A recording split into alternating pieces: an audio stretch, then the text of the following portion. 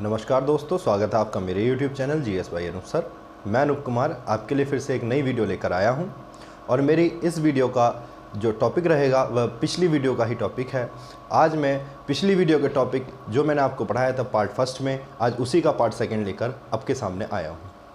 आपको मैंने पिछली वीडियो में जो बताया था तो वह था भारत में, जो पिछली वीडियो में पढ़ रहे थे वह था भारत में ब्रिटिश साम्राज्य का उदय।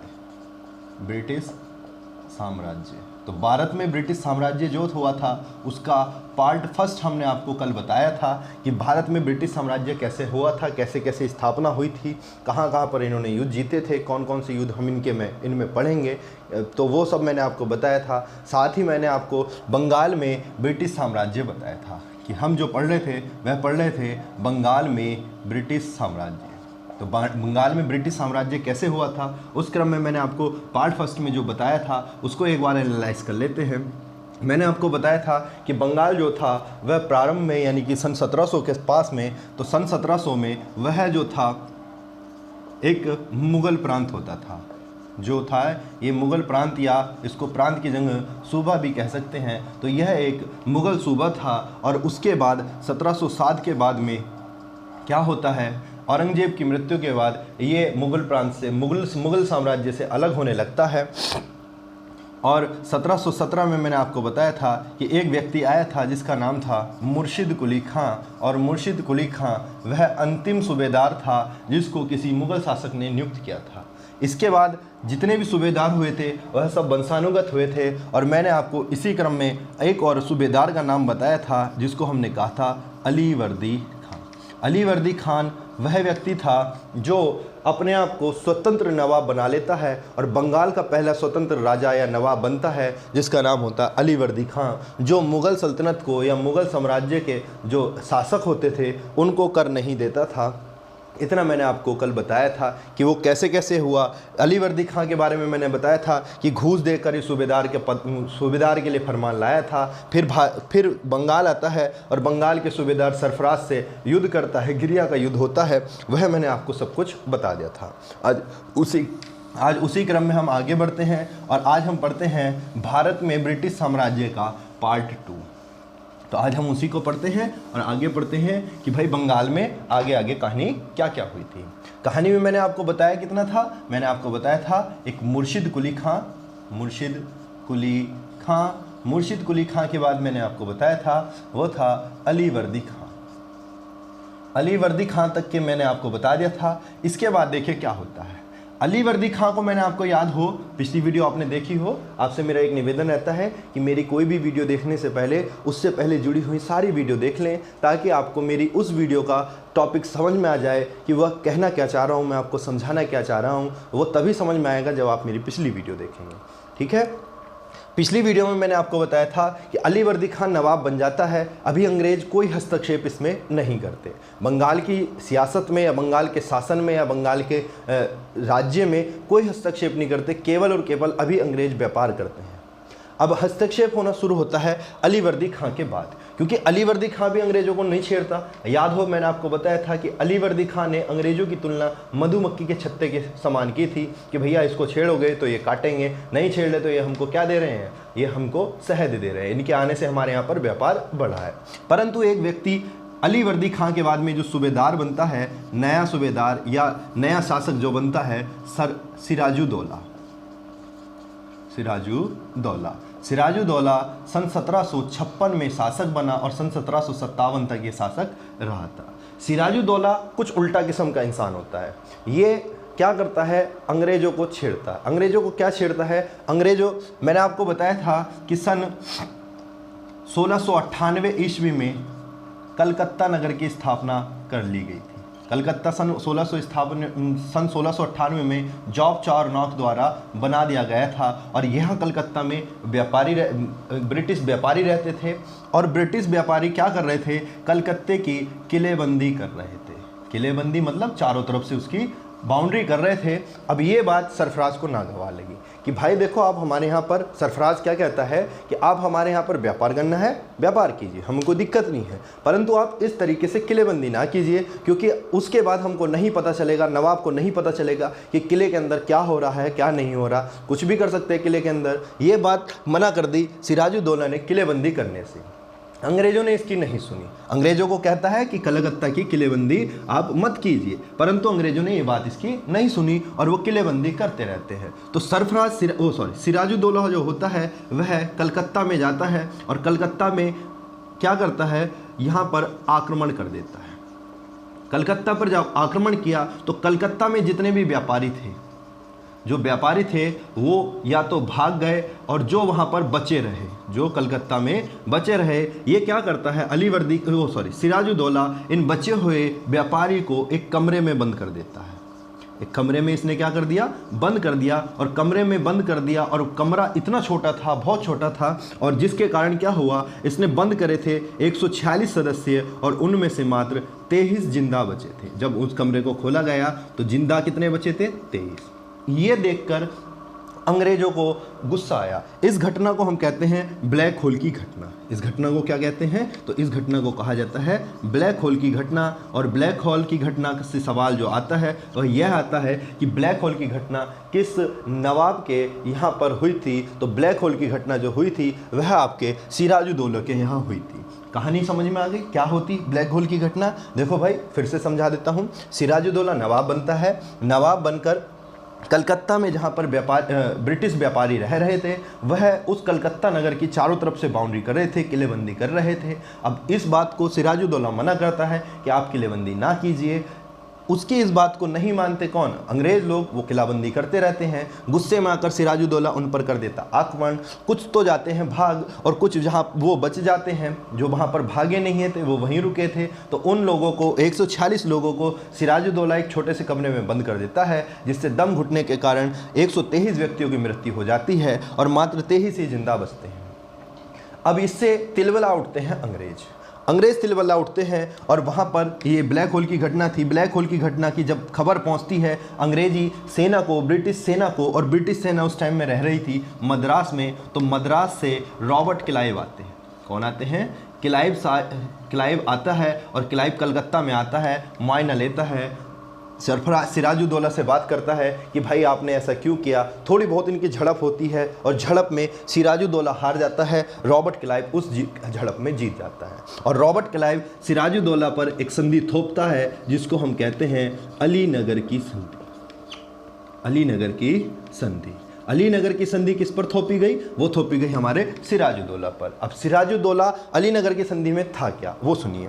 अलीनगर की संधि में क्लाइव 2-3 बातें कहता है, वह इंपॉर्टेंट होती हैं कि भैया देखो, आप मना कर रहे थे हमको किलाबंदी करने से, अब हम कलकत्ता में किलाबंदी करेंगे, आप हमको नहीं रोकोगे, क्योंकि वो हार गए हैं। अभी तक प्लासी का युद्ध नहीं हुआ, छोटी मोटी झड़प थी, उसी में हारे थे और उसी में अलीनगर की संधि इसने थोप दी थी। तो उस क्या कहता है अलीनगर की संधि में कि किलेबंदी पर मंजूरी मिल जाती है कि हम क्या करेंगे, अब किलाबंदी करेंगे। दूसरा क्या करेंगे, कर मुक्त व्यापार करेंगे, आप हमको नहीं रोक सकते, हम पूरे बंगाल से क्या करेंगे, कर मुक्त व्यापार करेंगे और साथ में सिक्के भी ढालेंगे।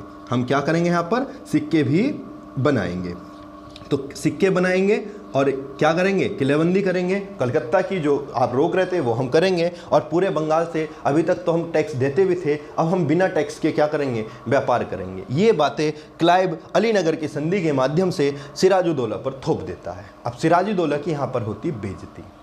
अब ये बात क्लाइव को भी पता था कि भैया सिराजुद्दौला की बेइज्जती हो गई है, सिराजुद्दौला बदला तो लेना है। अब सिराजुद्दौला भी बदला लेगा क्योंकि वो भी नवाब है। तो उससे पहले ही क्लाइव क्या करते हैं, एक षड्यंत्र रचते हैं। षड्यंत्र क्या रचते हैं, क्लाइव जो इनके वफादार थे, जितने भी सरफराज के वफादार व्यक्ति थे, उन सब को रॉबर्ट क्लाइव अपनी तरफ कर लेता है। और वफादार व्यक्ति जिनका नाम था, जिनमें मुख्य थे मीर जाफ़र, जो इसका सेनापति हुआ करता था सिराजुद्दौला। क्लाइव क्या करता है, क्लाइव मीर जाफर के पास जाता है क्योंकि पता था कि युद्ध तो होना है। अब अली नगर की संधि इतनी अपमानित संधि थी सिराजुद्दौला के लिए, तो वो अपना अपमान का बदला तो लेगा। तो क्लाइव क्या करता है, मीर जाफर जो इसका सेनापति होता है उसको अपनी तरफ मिला लेता है कि भैया इसको हरा देंगे हम दोनों मिलकर, और नवाब मैं आपको बना दूंगा क्योंकि मुझे तो करना है व्यापार। वो चाल नहीं समझ पाया। और भी लोग थे, जैसे इसमें एक घसीटी बेगम का नाम आता है। घसीटी बेगम कही जाती है इनकी सिराजुद्दौला की दाई माँ। और एक और व्यक्ति था जिसका नाम था जगत सेठ। तो ये कुछ व्यक्ति थे जो थे वफादार सिराजुद्दौला के, परंतु मिल जाते हैं किससे जाकर, रॉबर्ट क्लाइव से। किससे मिल जाते हैं, रॉबर्ट क्लाइव से। तो ये रॉबर्ट क्लाइव क्या कर लेता है, षड्यंत्र कर लेता है। उसके बाद सिराजुद्दौला और रॉबर्ट क्लाइव के बीच में युद्ध होता है, और इन दोनों का जो युद्ध होता है उसी को हम प्लासी के युद्ध के नाम से जानते हैं। तो आपको समझ में आया होगा कि प्लासी का जो युद्ध हुआ था उसका कारण क्या था। तो उसका मेन कारण कहीं ना कहीं थी ब्लैक होल की घटना। क्या थी, मैंने आपको बता दी कि किलाबंदी कर रहे थे कलकत्ता में, सिराजुद्दौला मना कर रहा था परंतु नहीं मानी बात, तो उसने आक्रमण कर दिया, सभी बंदों को एक कमरे में बंद कर दिया, जिससे बहुत सारे मर गए। इसी से जब ये अंग्रेज मर गए तो अंग्रेजों की सेना मद्रास में रहती थी उस टाइम में, तो मद्रास से सेना लेकर कौन आए, क्लाइव बंगाल में आए। और बंगाल में क्लाइव थोड़ी नोक झोंक में ही क्या करते हैं, इसको सिराजुद्दौला को हरा देते हैं थोड़ी नोक झोंक में, और उसमें अलीनगर की संधि थोप देते हैं कि भैया हम अलीनगर की संधि, अलीनगर में एक जगह अलीनगर पड़ती है, वहाँ पर संधि हुई, और उस संधि में क्या कहा गया कि आप जिस बात को मना कर रहे थे कि किलेबंदी ना कीजिए, अब हम किलाबंदी भी करेंगे, बंगाल से बिना किसी कर के हम बंगाल से व्यापार भी करेंगे, और साथ में बंगाल के अंतर्गत हम सिक्के भी बनाएंगे। ये चीज़ें हुई। उसके बाद सिराजुद्दौला तिलमिला जाता है, सिराजुद्दौला अपना बदला लेता है, अपमान हुआ था उसका बदला लेता है। इससे पहले ही रॉबर्ट क्लाइव षड्यंत्र रचकर क्या करता है, जो इस सिराजुद्दौला के वफादार थे, जितने भी वफादार व्यक्ति थे, जैसे मीर जाफर, घसीटी बेगम और जगत सेठ, इन सब को पैसा घूस देकर रॉबर्ट क्लाइव अपने अंडर में ले लेता है, अपनी तरफ कर लेता है। उसके बाद होता है प्लासी का युद्ध सिराजुद्दौला और रॉबर्ट क्लाइव के बीच में, जिसमें इनके धोखा देने की वजह से सिराजुद्दौला हार जाता है। चलो उसको भी देखते हैं क्या हुआ था क्या नहीं। इतनी बात तो आपको शायद समझ में आ गई हो कि भैया प्लासी के युद्ध का कारण क्या था। तो सिराजुद्दौला के संबंध में दो बातें इंपॉर्टेंट, एक ब्लैक होल की घटना। कौन सी घटना, ब्लैक होल की घटना। और ये ब्लैक होल की घटना सन 1756 ईस्वी को हुई थी। और दूसरा एक घटना आती है क्या, कौन सी, अलीनगर की संधि। और अलीनगर की संधि में अपमानित होने के कारण 1756 को अपमानित होने के कारण अलीनगर की संधि में सिराजुद्दौला और रॉबर्ट क्लाइव के बीच में एक युद्ध होता है, जिसको कहते हैं प्लासी का युद्ध। प्लासी का युद्ध। प्लासी जो जगह पड़ती है वह पश्चिम बंगाल के अंतर्गत पड़ती है, और बंगाल के भी आती है भागीरथी नदी पर। जो भागीरथी नदी है, तो भागीरथी नदी पर एक जगह पड़ती है जिसका नाम है प्लासी। उस मैदान पर सन 1757 को यह युद्ध होता है, और इसमें एक तरफ होता है सिराजुद्दौला और दूसरी तरफ होते हैं आपके रॉबर्ट क्लाइव। अंग्रेजी सेना का जो नेतृत्व कर रहे थे वो कौन था, रॉबर्ट क्लाइव, जिसमें सिराजुद्दौला हार जाता है और रॉबर्ट क्लाइव जीत जाता है। रॉबर्ट क्लाइव जब जीतता है, देखिए अंग्रेज़ों की तरफ से इसको कहा जाता है भारत में वह गवर्नर जिसने भारत में ब्रिटिश साम्राज्य की नींव रखी थी। रॉबर्ट क्लाइव को ही कहा जाता है कि इसने भारत में ब्रिटिश साम्राज्य की नींव रखी। ब्रिटिश साम्राज्य की नींव रखी। वो व्यक्ति कौन था, तो वह था आपका रॉबर्ट क्लाइव। क्योंकि भारत के राजाओं को अगर अंग्रेज़ों के किसी गवर्नर ने पहली बार हराया था, या पहला युद्ध जो हारे थे भारत के शासक, वह युद्ध था प्लासी का युद्ध, और हराने वाला व्यक्ति था रॉबर्ट क्लाइव, और हारने वाला व्यक्ति था बंगाल का उस समय का नवाब, जिसका नाम था सिराजुद्दौला। रॉबर्ट क्लाइव फिर क्या करते हैं, प्लासी के युद्ध में जीतने के बाद में बंगाल का नवाब सिराजुद्दौला को हटा देते हैं, और बंगाल में अपनी मर्जी से सिराजुद्दौला के बाद एक व्यक्ति को नवाब बना देते हैं। फिर नवाब बनता है मीर जाफ़र, जो सिराजुद्दौला का सेनापति होता था और इसी को धोखा दिया था। तो इसके बाद बंगाल का जो नवाब बनता है वह बनता है मीर जाफ़र। मीर जाफ़र अंग्रेज़ों द्वारा अपॉइंटेड था, और ये अंग्रेज़ों की कठपुतली होता था। ये क्या होता था, अंग्रेजों की कठपुतली इसको कहते थे। क्यों भैया, क्योंकि अंग्रेज ने इसको बनाया था, ये खुद से तो बना नहीं था, क्योंकि अंदर इतनी हिम्मत नहीं है कि मैं नवाब बन जाऊं। तो इसने, जैसे अंग्रेज इसको बोलते थे कि भैया अब ऐसे करना है तो ये ऐसे करता था, वैसे करना है तो वैसे करता था, जैसे भी मतलब जैसे अंग्रेज बोलते थे वैसे ही करता था। इसीलिए इसको अंग्रेजों की कठपुतली कहा जाता है। परंतु एक चीज़ होती है सेल्फ रेस्पेक्ट। कहीं ना कहीं मीर जाफ़र की भी तो सेल्फ रेस्पेक्ट होगी। अब जब सेल्फ रेस्पेक्ट को इसके आंच लगी तो इसने अंग्रेजों की बात मानने से मना करी होगी। अब ये तो अंग्रेजों के हाथ में था किसको नवाब बनाना है किसको नहीं। तो जैसे ही अंग्रेजों को लगता है मीर जाफ़र हमसे क्या करने वाला, विद्रोह करने वाला है, तो मीर जाफ़र को नवाब की गद्दी से हटाकर मीर जाफ़र के बाद मीर कासिम को नवाब बना देते हैं। और मीर कासिम क्या बनता है, नवाब बनता है। अगर समय की बात करें 1757 में ये बना था, तो 1757 से लेकर के 1760 तक जो रहता है वो मीर जाफ़र रहता है। और 1760 के बाद से 1764 तक जो नवाब बनता है वह नवाब बनता है मीर कासिम। आइए आपको बात समझ में। अब देखिए इसके बाद क्या होता है, पहले एक बार फिर से रिवाइज कर लेते हैं क्या हुआ क्या नहीं। मुर्शिद कुली खां औरंगजेब के बाद में बंगाल का अंतिम सूबेदार जिसकी नियुक्ति किसी मुगल शासक ने की हो, और वह था मुर्शिद कुली खां। अली वर्दी खां बंगाल का पहला स्वतंत्र शासक जिसने कर देने से मना कर दिया था मुगल शासकों को। फिर बनता है सिराजुद्दौला। सिराजुद्दौला के समय की 2-3 बातें इंपॉर्टेंट हैं। ब्लैक होल की घटना क्यों हुई थी मैंने आपको बता दिया। फिर एक होती है अलीनगर की संधि। ब्लैक होल की घटना के संबंध में ही अलीनगर की संधि होती है, और अलीनगर की संधि में सिराजुद्दौला का अपमान हो जाता है, जिसके कारण प्लासी का युद्ध होता है, जिसमें सिराजुद्दौला के जो वफादार व्यक्ति होते हैं वही इसको धोखा दे देते हैं, जिस कारण इसकी हार हो जाती है। और रॉबर्ट क्लाइव जो अंग्रेजों की तरफ से लड़ने वाला सेनापति था वह जीत जाता है। और उसके बाद क्या होता है, सिराजुद्दौला को नवाब पद से हटाकर अंग्रेज नवाब बना देते हैं मीर जाफ़र को। और मीर जाफ़र से भी जब लगने लगता है कि यह भी हमारे काम का नहीं रहा, तो वह नया नवाब बना देते हैं 1760 में मीर कासिम को। मीर कासिम 1760 से नवाब बनता है और 1764 तक नवाब रहता है। इसके बाद क्या होता है वह बहुत इंपॉर्टेंट है, उसको देख लीजिए आप। अब नया नवाब जो बनता है वह बनता है मीर कासिम। मीर कासिम नवाब बना, और ये नवाब बना था सन 1760 से लेकर के और बना रहा था 1764।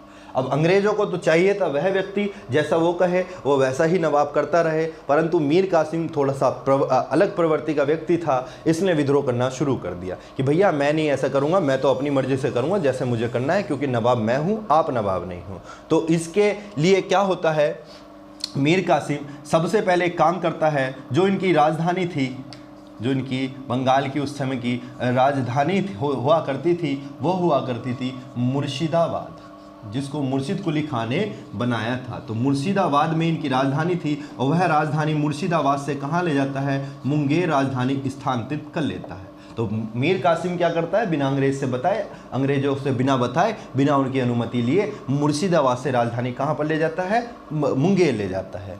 दूसरा एक और बात होती है, यहाँ पर एक युद्ध होता है जिसको हम कहते हैं बक्सर का युद्ध। बक्सर का युद्ध 1764 ईस्वी को बक्सर का युद्ध होता है। अब बक्सर का युद्ध जो हुआ था, बक्सर बिहार के अंतर्गत पड़ता है, ये ध्यान रखना, ये कहाँ पर पड़ता है, बिहार। कभी कभी युद्धों से जगह भी पूछ लेता है कि ये युद्ध किस जगह पर हुआ था, तो ये भी इंपॉर्टेंट होता है। युद्ध में 3 ही चीज़ें इंपॉर्टेंट होती हैं ज़्यादातर, एक युद्ध का नाम, वो उसकी जगह कहाँ पर है, उसका समय, और उसमें जीतने वाला और हारने वाला किस किस के मध्य हुआ था, और उसका परिणाम क्या निकला। अगर संधि होती है तो उससे भी ज़्यादा इंपॉर्टेंट होती है, जैसे अलीनगर की संधि होती है। बक्सर का युद्ध हुआ। बक्सर का युद्ध जो था वह था आपका अंग्रेजों के, एक तरफ थे अंग्रेज और अंग्रेजों की दूसरी तरफ थी संयुक्त सेना। देखो भैया क्या होता है, जब हमारी लड़ाई होती है तो हम अपने दोस्तों को लेकर जाते हैं। ऐसे ही लड़ाई हो रही थी मीर कासिम की। अंग्रेज तो यहाँ के थे नहीं, अंग्रेज तो अपने फ़ोन करते इंग्लैंड से बुलाते अपने दोस्तों को कि इनके दोस्त तो वहीं पर थे। तो अंग्रेज तो एक तरफ अकेले थे, परंतु दूसरी तरफ क्या थे, दूसरी तरफ 3 जगह की सेना थी जिसको हम संयुक्त सेना कहते हैं। और ये 3 राज्यों के नवाब होते थे।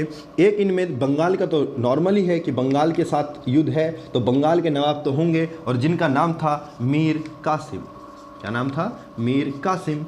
एक और नवाब था जिसका नाम था, एक और राज्य था, वह राज्य था अवध।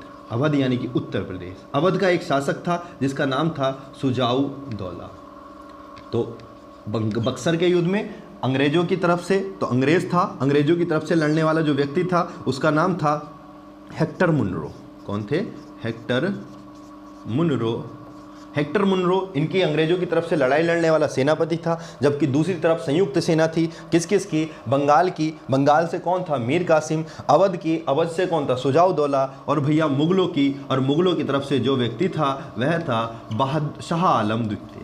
उसका नाम क्या था? शाह आलम सेकंड। शाह आलम सेकंड। इन तीनों की मिश्रित सेना अंग्रेजों से युद्ध लड़ती है और इसमें अंग्रेज जीत जाते हैं और ये तीनों की संयुक्त सेना क्या हो जाती है? हार जाती है। हारने का एक रीज़न और था, वह रीज़न था शाह आलम द्वितीय।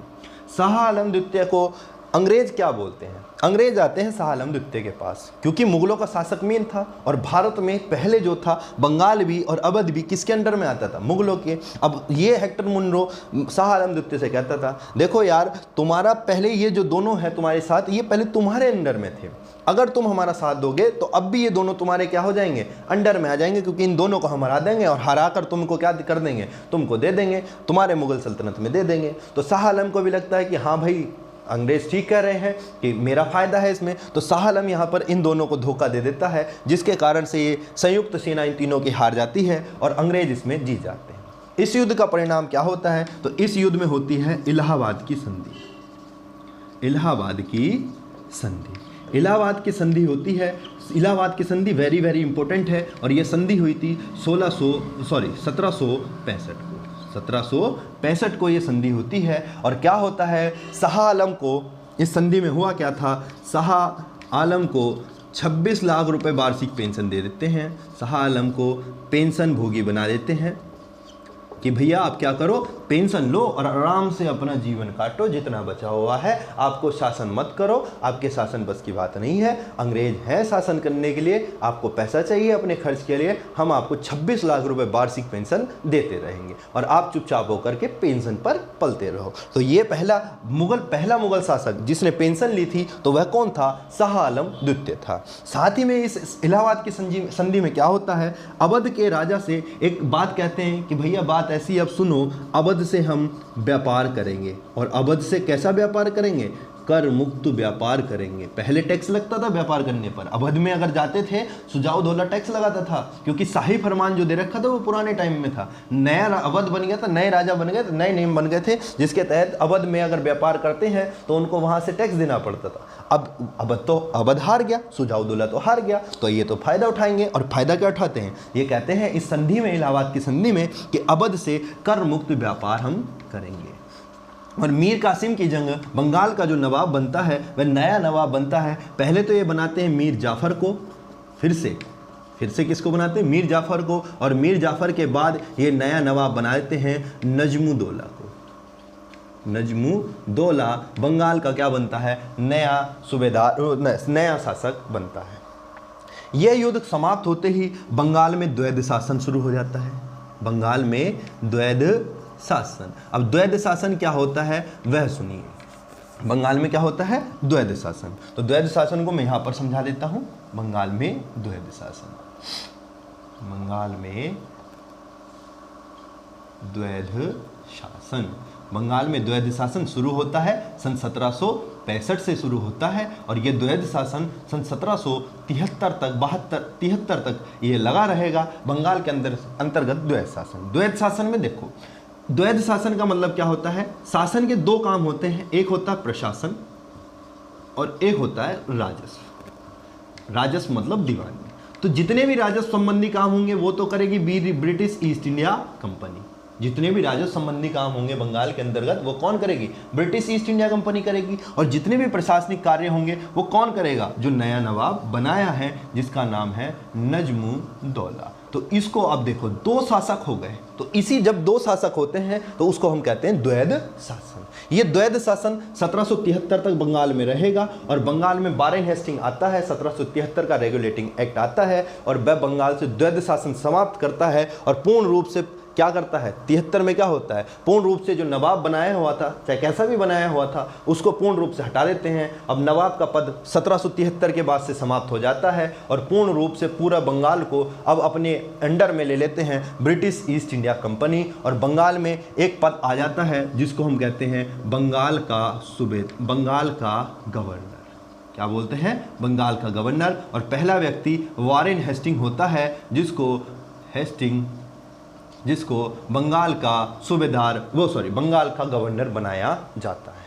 ठीक है, ये बंगाल की कहानी थी, कैसे कैसे बंगाल को अंग्रेजों ने जीता। तो 2 युद्ध हुए, एक प्लासी का और एक बक्सर का, और बक्सर के युद्ध के बाद पूर्ण रूप से अधिकार किसका हो जाता है, अंग्रेजों का। परंतु कुछ समय तक तो वो नवाब रखते हैं, 1773 तक। 1773 के बाद में बंगाल को हटा देते हैं और 1773 में रेगुलेटिंग एक्ट आता है ब्रिटेन की संसद से, और वह बंगाल का गवर्नर नियुक्त करती है वॉरेन हेस्टिंग को। और वॉरेन हेस्टिंग द्वैध शासन समाप्त करके पूर्ण रूप से शासन अपने हाथ में ले लेते हैं, और बंगाल का पहला गवर्नर खुद को बना लिया जाता है, उनको बना दिया जाता है, और वह व्यक्ति होता है वॉरेन हेस्टिंग।